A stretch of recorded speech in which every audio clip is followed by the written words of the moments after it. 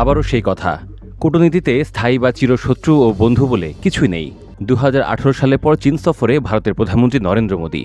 Shanghai cooperation organisation SCOর শীর্ষ সম্মেলনে যোগ দিতে মোদীর চীন যাত্রা।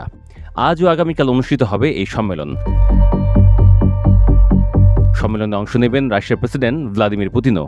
SCO সম্মেলনের ফাঁকে চীনের প্রেসিডেন্ট শি জিনপিং এবং রুশ প্রেসিডেন্ট পুতিনের সঙ্গে দ্বিপাক্ষিক বৈঠক করার সম্ভাবনাও রয়েছে মোদীর। আলোচনার বিষয়বস্তু হতে পারে ভারত চীন সীমান্ত ইস্যু, আঞ্চলিক নিরাপত্তা এবং অর্থনৈতিক সহযোগিতা।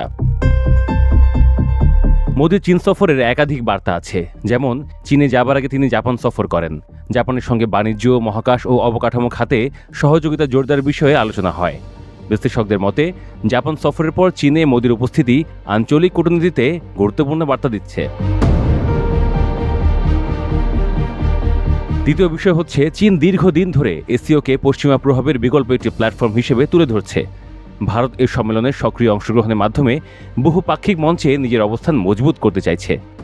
আরেকটি বিষয় হচ্ছে চীনে মিলিত হবেন 3 দেশের সর্বোচ্চ নেতৃবৃন্দ। মার্কিন প্রেসিডেন্ট ডোনাল্ড ট্রাম্পের শুল্ক নীতিতে ভারত যখন সমস্যায় পড়েছে, সেই সময়ের এই জোটের 2 শক্তিধর দেশ রাশিয়া ও চীনের সঙ্গে বৈঠকে মোদী কতটা সুফল তুলতে পারবেন এ নিয়ে ব্যাপক আগ্রহ রয়েছে কূটনৈতিক মহলে।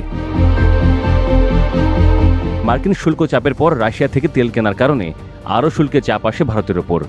যদিও যুক্তরাষ্ট্র ভারতের কৌশলগতভাবে গুরুত্বপূর্ণ অংশীদার, তবুও নয়াদিল্লি বেজিংয়ের সঙ্গে সম্পর্ক খোলা রাখাকে বিকল্প সুযোগ হিসেবে দেখছে। রাজনৈতিক টানাপোড়েন সত্ত্বেও ভারতের দ্বিতীয় বৃহত্তম বাণিজ্যিক অংশীদার চীন। পাশাপাশি ভারতের উৎপাদনশীলতার বৃদ্ধির উচ্চাকাঙ্ক্ষা চীনা যন্ত্রাংশ ও কাঁচামালের উপর অনেকটাই নির্ভরশীল।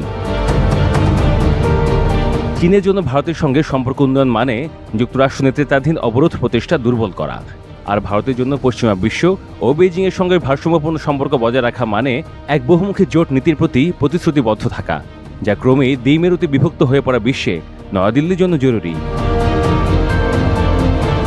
SCO শীর্ষ সম্মেলন তো হবেই চীনে, আরও হবে জাপানের বিরুদ্ধে চীনের যুদ্ধ এবং দ্বিতীয় বিশ্বযুদ্ধ সমাপ্তির 80 বছর পূর্তি উপলক্ষে বিজয় দিবস কুচকাওয়াজ। সেখানে উপস্থিত থাকার কথা রয়েছে বিশ্বের 26 জন রাষ্ট্র ও সরকার প্রধানের। উপস্থিত থাকবেন চীনের পরীক্ষিত মিত্র রাশিয়ার বর্তমান প্রেসিডেন্ট পুতিন। ওই কুচকাওয়াজে চীন তার সর্বাধুনিক অস্ত্র প্রদর্শন করবে। এর মধ্যে থাকবে যুদ্ধবিমান, ট্যাঙ্ক ও ড্রোন বিধ্বংসী ব্যবস্থা। প্রথমবারের মতো চীনা সেনাবাহিনীর নতুন গঠন কাঠামো সম্পূর্ণরূপে কুচকাওয়াজে দেখানো হবে।